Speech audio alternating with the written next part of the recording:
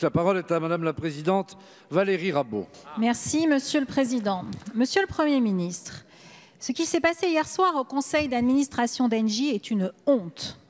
C'est une honte car pour la première fois dans l'histoire de notre pays, l'État, premier actionnaire d'une entreprise, fleuron industriel autrefois public, a été mis en minorité par le conseil d'administration d'Engie.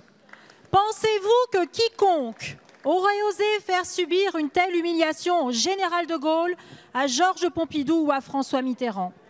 Avec ce conseil d'administration, c'est l'État qui a été humilié, et donc nous toutes et tous. Or, Monsieur le Premier ministre, aujourd'hui, c'est vous qui portez la responsabilité, avec le Président de la République, de faire en sorte que l'État soit respecté. Faire respecter l'État, c'est donner une ligne claire sur la stratégie d'un groupe industriel dont il est le premier actionnaire. Vous avez dit soutenir l'opération Veolia, votre ministre de l'économie et des finances a dit le contraire. Faire respecter l'État, c'est protéger l'argent des Français et mettre des contreparties au soutien qu'il donne. Aujourd'hui, Monsieur le Premier ministre, vous êtes moins-disant que le gouvernement libéral des Pays-Bas qui demande que des contreparties soient proposées lorsqu'il donne son soutien. Faire respecter l'État, c'est empêcher les démantèlements à l'œuvre, opérés par certains grands groupes internationaux, comme par exemple ce que nous craignons aujourd'hui avec Honeywell à l'usine de Laguépi. Je vous demande donc une seule chose, Monsieur le Premier ministre. Faites respecter l'État par cette frange du capitalisme qui ne vous respecte plus.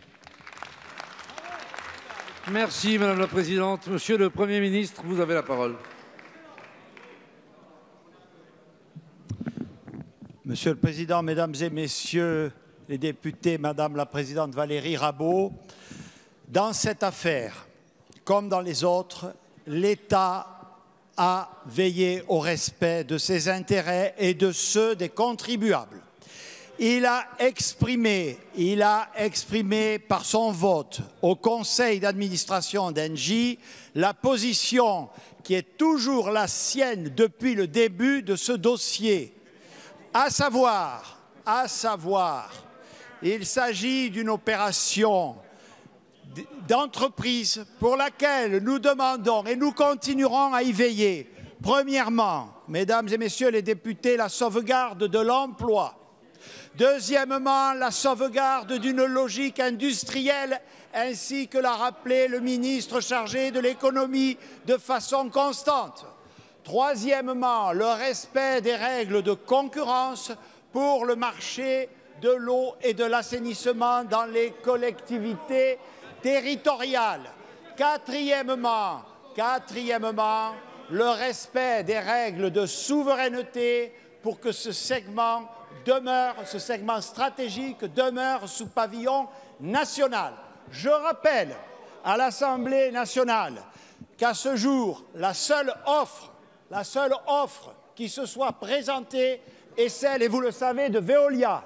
C'est précisément parce que nous avons, par la voix du ministre Bruno Le Maire, demandé à ce que, sur ces 4 principes, les discussions soient approfondies, que nous n'avons pas voté favorablement hier soir au Conseil d'administration à la solution actuellement en cours. Nous demandons à ce que ces discussions se poursuivent pour atteindre le respect clair et net des objectifs que nous avons fixés. Merci, Monsieur le Premier ministre. Merci, Monsieur le Premier ministre. Vous avez exprimé une position, l'État a été mis en minorité, Monsieur le Premier ministre. C'est une première dans l'histoire de la Ve République. Ça n'est jamais arrivé.